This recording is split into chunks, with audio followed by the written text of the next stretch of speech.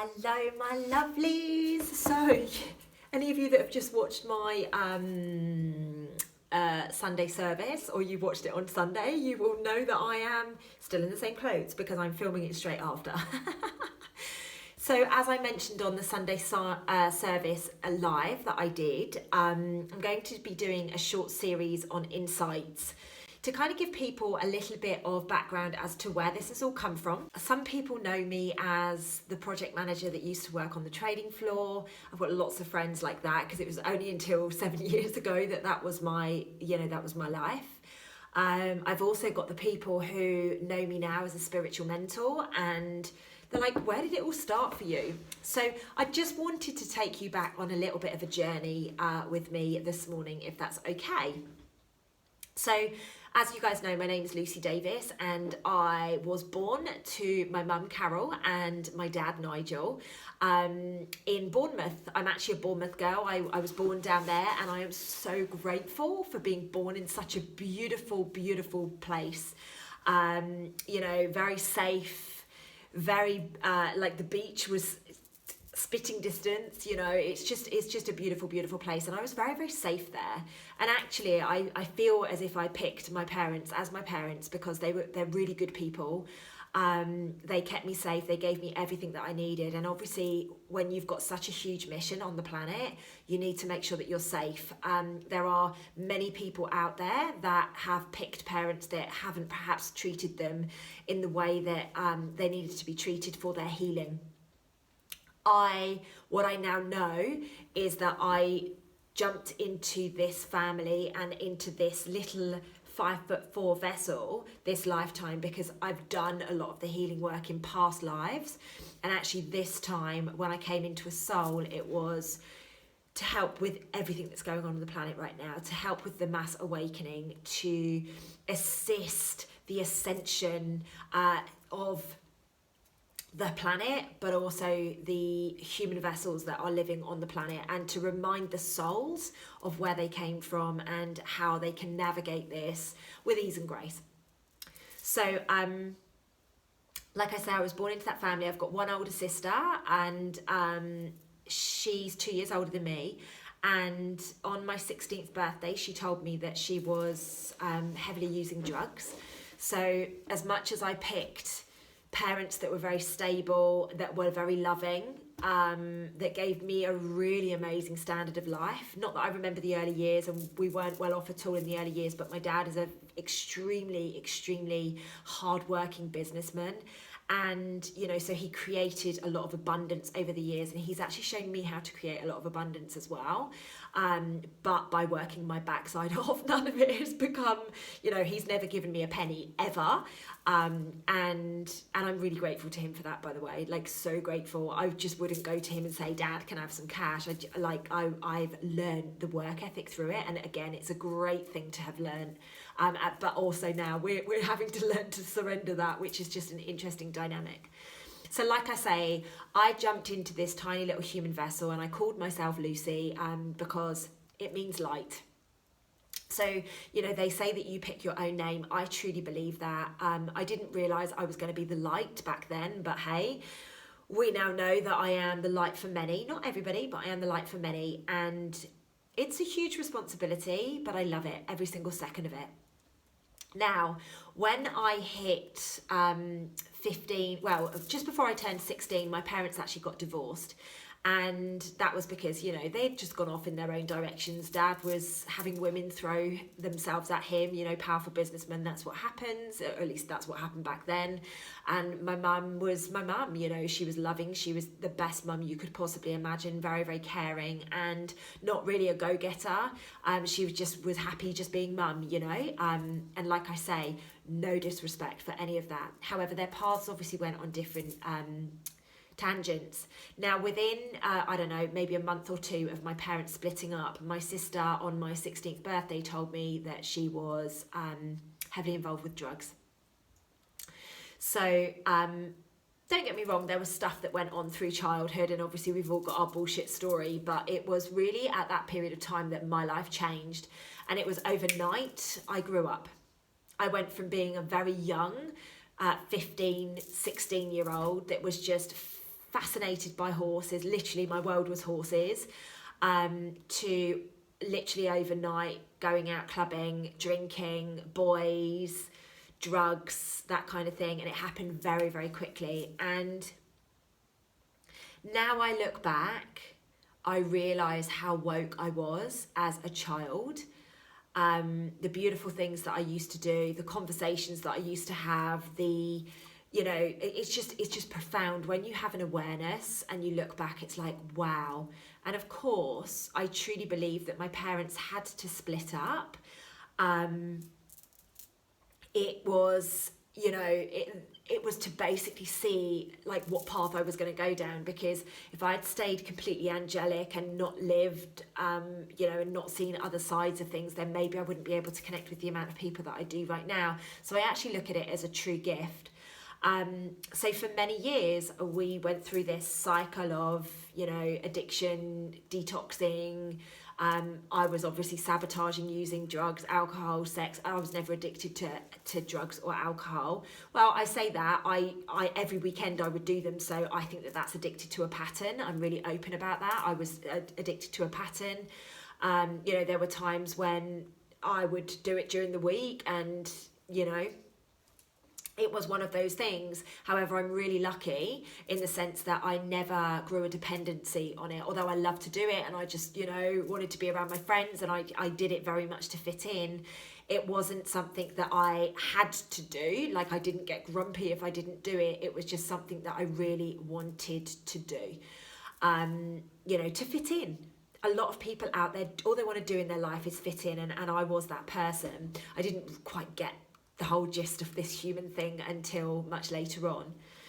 So there was many things that happened through life that kind of like sent me off on a different path. Relationships, amazing relationships breaking down. I've actually had 4 pregnancies, and I have no children, so you can do the maths on what happened with those, which is very traumatic. It's an experience for sure. And as you guys know, for want of better words, the shit really hit the fan when I hit 35. I basically physically burnt out. Now, what I really want to talk to you about here, that's just a real quick update as to what basically those years of my life. However, what I really want to talk about is 2013. 2013 to me is when I kind of like got back in my body. So really up to the age of about 15, I was woke. Between the ages of 16 and 2013, I was sleeping. I was snoozing, some days more than most, but I was asleep. I was, buying into the society. I was buying into just wanting to fit in. I wanted to be popular, and I was popular. I wanted to be around people all the time. I wanted to go out. I wanted to celebrate. I wanted to party. I just wanted to be around people. I was almost a bit scared of being on my own. The irony. Especially for people that know me now, I just love being on my own. It's amazing. So what this actually led to was in 2013, I'll never forget it. I was in Dubai with some friends, and I got a phone call from my mum, and it was the phone call that I'd been expecting a long time, but it was basically saying that my granddad, who I was like this with, had a matter of weeks left to live. So he was actually given 12 weeks when my mum called me. And like I say, I was away with my friends. I think it was around Easter time. So we just took a break in Dubai, and I was sat by the pool, and I got this message, and I was like, I'm heartbroken. Now, I was very, very close to my granddad. On my mum's side, my dad's dad had died when I was much younger, and basically I'd become really close to my mum's dad because me and my dad had stopped having a relationship.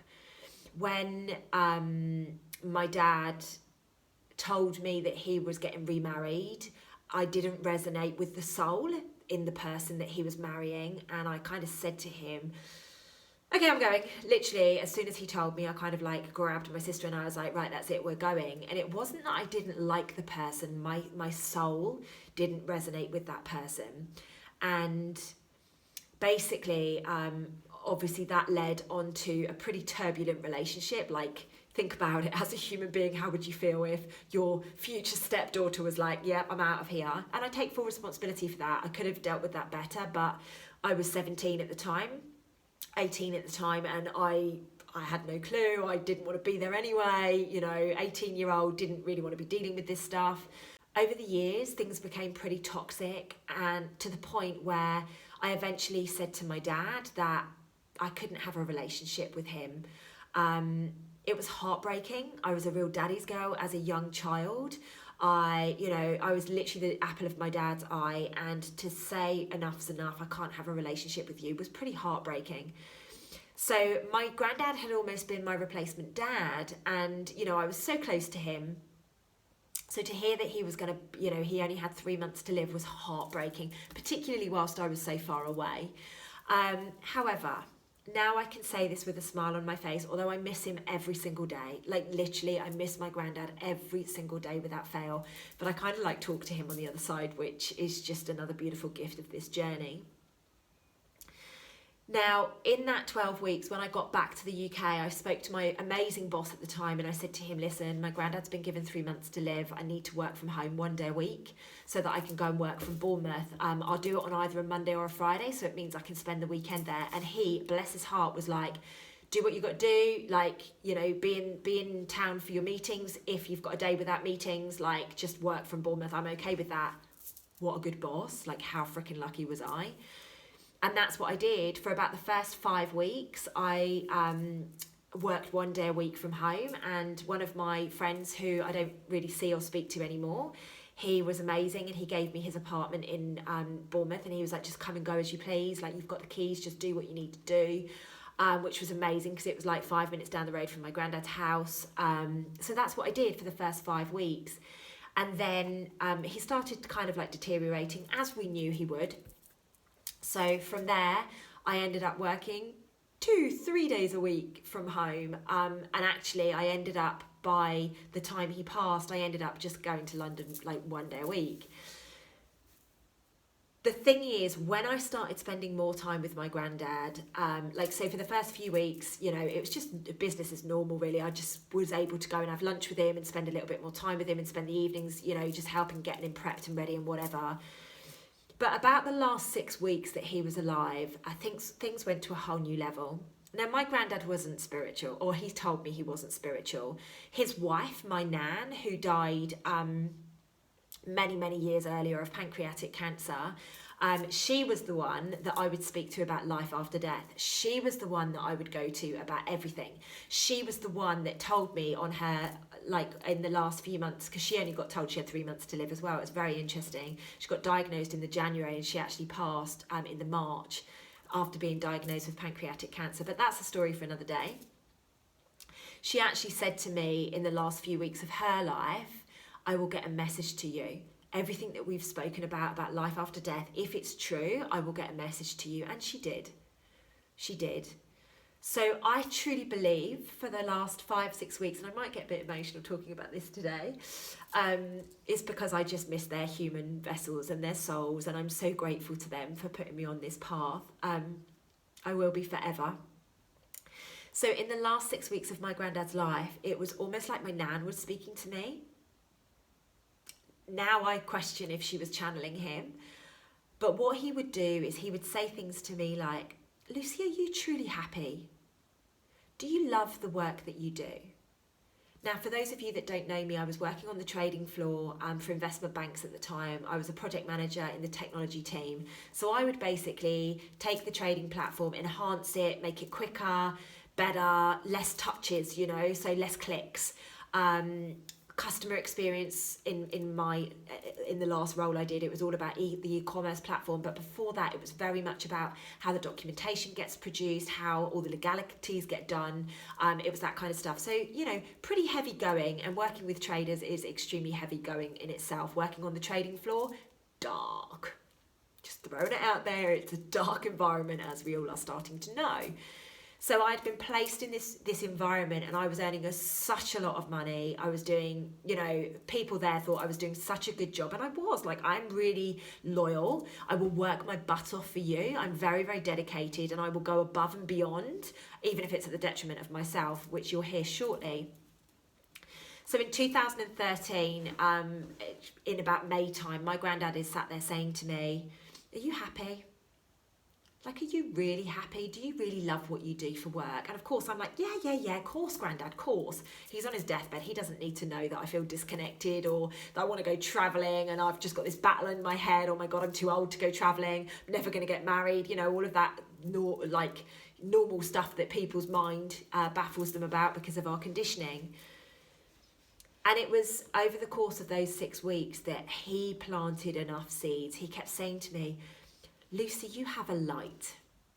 You have a light that the world needs to see." Now remember, this chap is not spiritual at all. He's probably laughing at me whilst I'm filming this video. "Lucy, go and shine your light. The world needs to see more of you." Because he always used to call me his little ray of sunshine. He was like, "The world needs to see your ray of sunshine.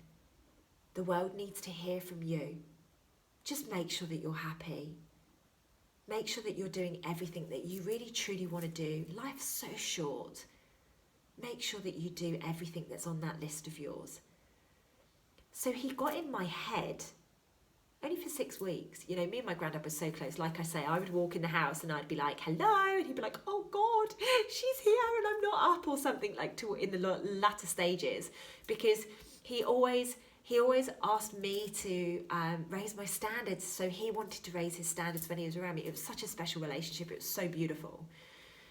Now, I ask myself, if my granddad hadn't passed, would I be sat here in front of you now? I don't know. Would I have got connected to this journey? I don't know.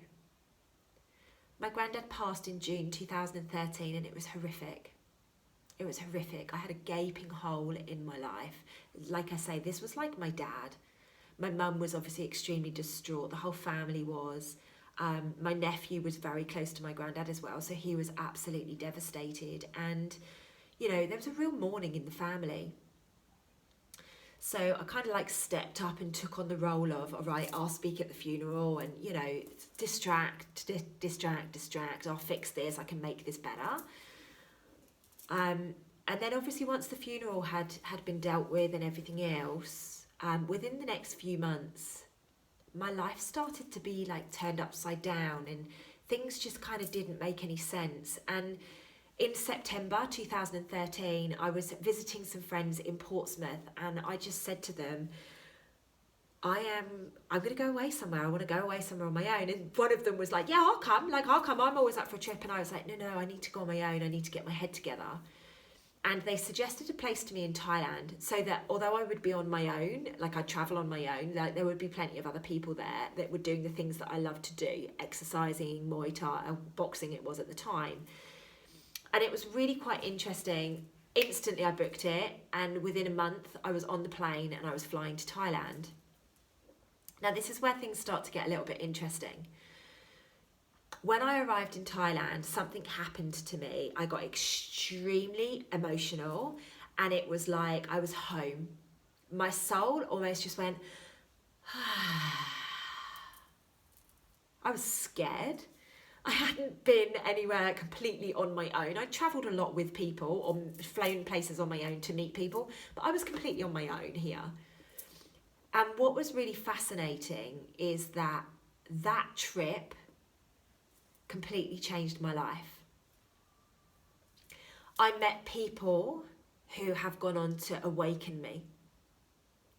I connected with people that I had to connect with to put me on the path of where I needed to go.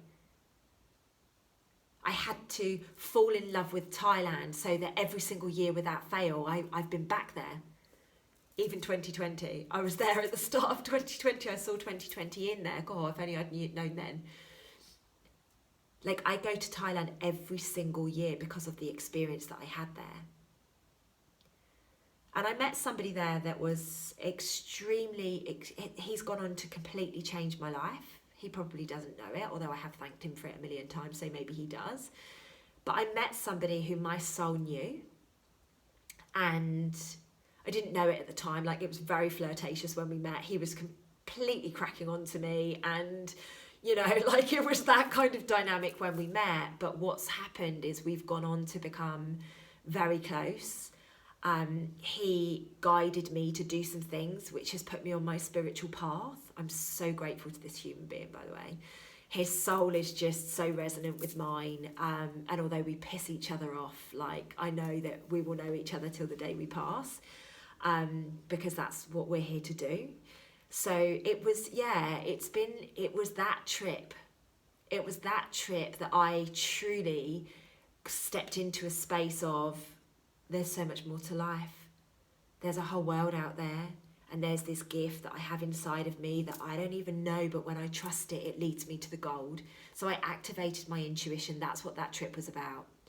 Now, like I say, this person that I met, there was lots of people that I met there, but this one person that I met there has gone on, like I say, to become a really good friend. But what happened was, in the new year, so in the January 2014, I was basically chatting to him on social media, and I was like, I'm done, I'm burnt out, I need to like just get the heck away from here, like I am done, I just need a holiday, I'm going to quit my job, I'm going to go traveling. Of course, I wasn't talking this outward other than to this one person. And he said to me, come meet me in South America, like come and meet me in South America, like let's just catch up, we'll go to the Galapagos Islands, we'll do some cool shit together.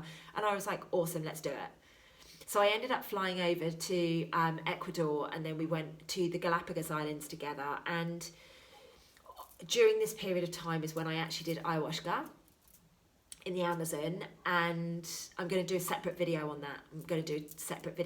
But what happened was, this person guided me to recognize that I had a soul and that I needed to go on an awakening journey. Like he literally guided me, because I was almost, it's so bizarre when I think about it because of where I am now.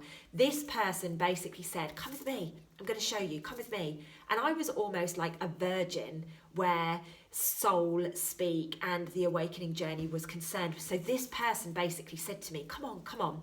Now, although my intuition had kicked in, and I wouldn't have gone had my intuition, like I would never have allowed myself to meet this person, exchange details with this person, and then fly over to the other side of the world, literally from like the UK to South America, Ecuador. Bearing in mind I met this person in Thailand, like it's just, you know, I literally just surrendered and I trusted my intuition, but I didn't realise that that's what I had done at that point until I got to South America. And I went on this journey with this person. He guided me to recognise that you've got a soul. He guided me to all of this awakening journey that I'm on. And what is so fascinating, and this is almost where I'm going to leave it, because I'm going to come back to this story at some point in the future.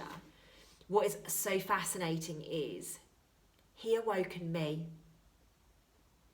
to all of this. And in awakening me, he put himself back to sleep. For a while, he put himself back to sleep. Fascinating. And I get really emotional by it, because I'm so grateful to him and to his soul for saying, here, you take the power for a bit. Because that's how I see it.